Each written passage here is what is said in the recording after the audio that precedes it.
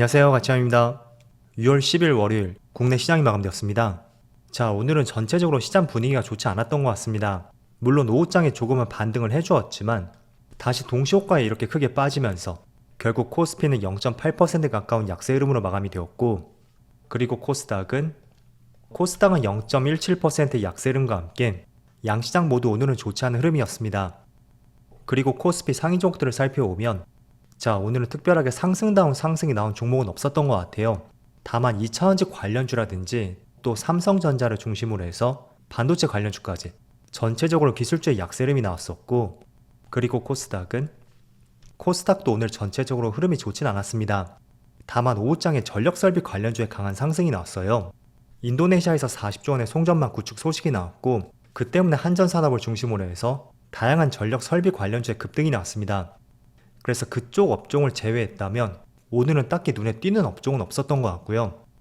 그리고 코스피의 수급을 살펴보면 오늘은 외국인의 큰 변화는 없었지만 기관 쪽에서 5천억이 넘는 많은 순매도가 나왔었고, 또 코스닥의 수급을 보면 코스닥 쪽에서는 오늘 외국인이 모처럼 순매도가 나왔었네요.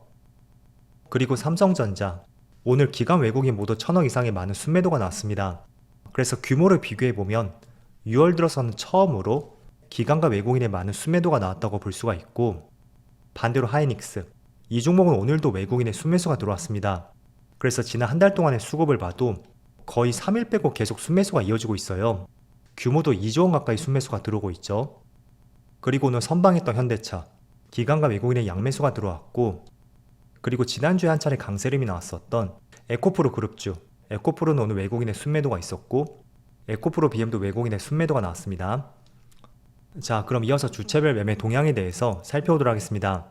6월 10일 외국인이 가장 많이 매수한 종목은 SK하이닉스, 한미반도체, 현대차, SKC, 기아. 오늘은 전체적으로 HBM 관련주, 그리고 자동차 관련주 이쪽에 집중을 했던 것 같고요. 그리고 오늘부터 아마 엔비디아가 액면 분할을 할 거예요.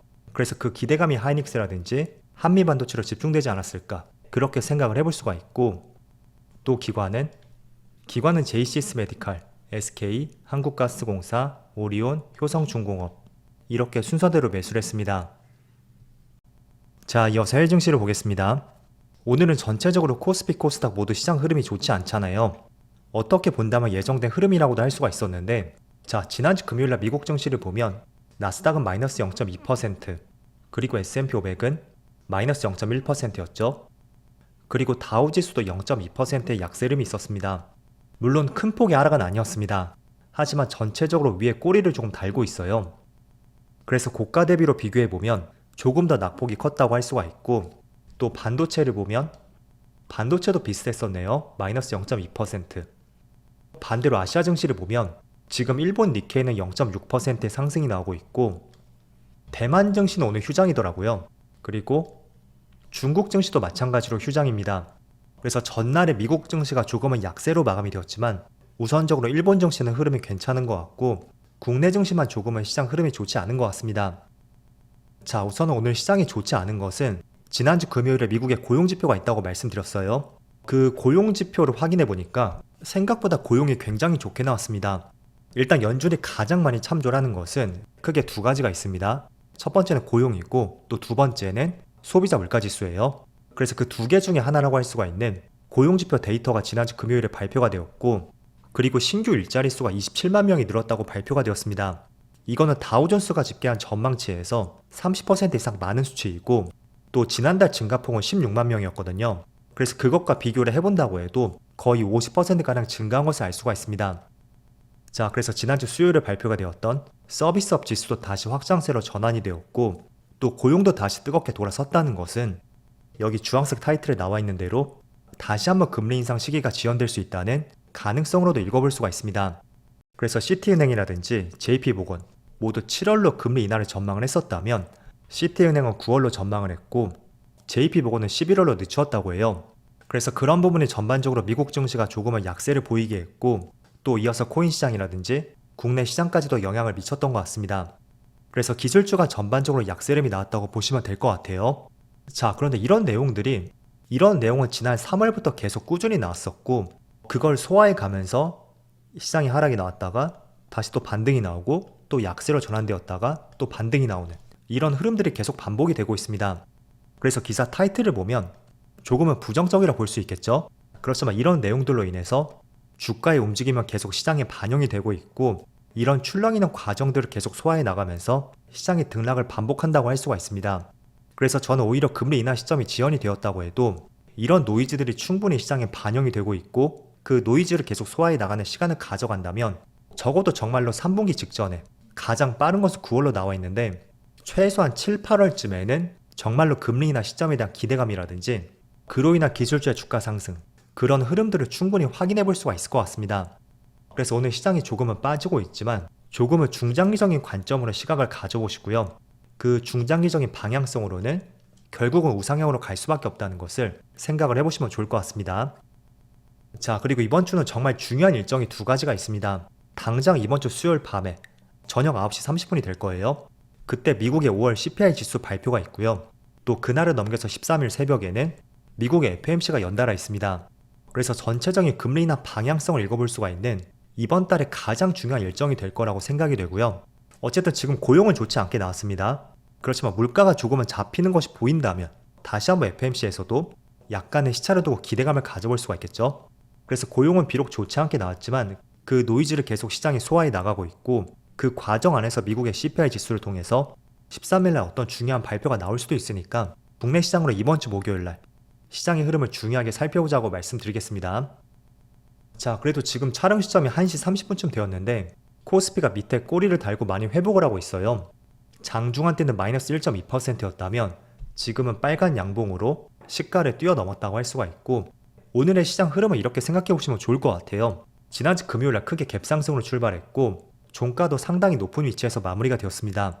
그래서 오늘은 그 갭을 메우는 과정으로서 약간의 주가의 출렁임이 발생이 되었고, 그리고 삼성전자도 마찬가지로 지난주 목요일날 갭상승으로 출발했고 오늘은 그 갭을 메우는 과정으로서 생각을 가져가 보신다면 조금은 여유롭게 시장을 대응할 수 있을 것 같습니다.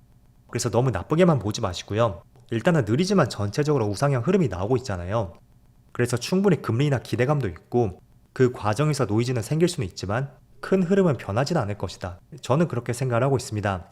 그래서 오늘 대체적으로 2차원지도 조금은 약세 흐름이 나오고 있어요. 물론 전체적인 추세는 돌아서진 않았습니다.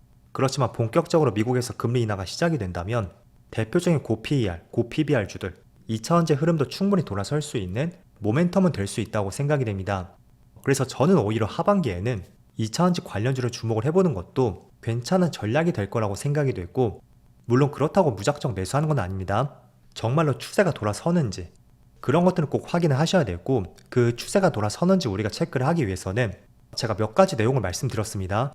대표적으로 두 가지를 보면, 첫 번째로 주봉상 22평선을 돌파하는지, 그리고 돌파했다면 그 직전 저점을 절대로 이탈해서는 안 됩니다. 그리고 두 번째는 테슬라가 지금 명확하게 주봉상 하나의 추세가 있는데 그 주봉상 추세를 바꾸는 흐름이 나오는지 그런 것도 꼭 확인해 보셔야 되겠죠.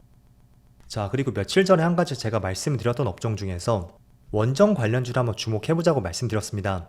일단 원전에 대한 이슈는 제가 많이 말씀드렸습니다.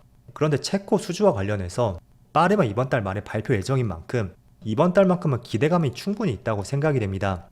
어쨌든 주식이라는 것은 첫 번째로 재료가 있어야 되고 그 기대감이 계속 이어질 수가 있는지, 그게 정말 핵심이라고 할 수가 있겠죠.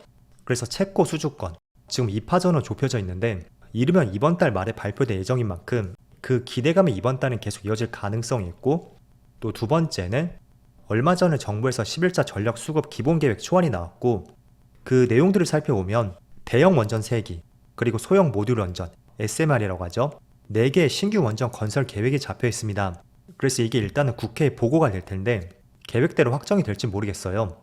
그렇지만 이것도 마찬가지로 신규 원전을 건설할 수 있다는 기대감이 있잖아요. 그래서 지금 원전 관련주는 이 두 가지의 기대감이 공존하는 시점이다. 그 점을 한번 생각해 보시고, 제가 원전 관련주를 장기 투자하자고 말씀은 못 드리겠습니다. 하지만 충분히 기대감이 있는 시점인 만큼 조금은 짧게 스윙 관점으로 투자할 수 있다면 특히 이번 달만큼 한번 관심을 가져보는 것도 나쁘지 않을 것 같습니다.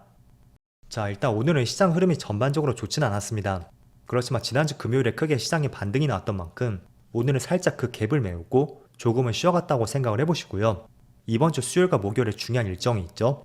그 일정을 통해서 다시 한번 시장에 반등이 나올 수 있기를 같이 한번 기대해보자고 말씀드리겠습니다. 자, 그럼 오늘도 정말 수고 많으셨고요. 저는 내일 영상에서 다시 찾아뵙도록 하겠습니다. 모두 즐거운 저녁 되세요. 감사합니다.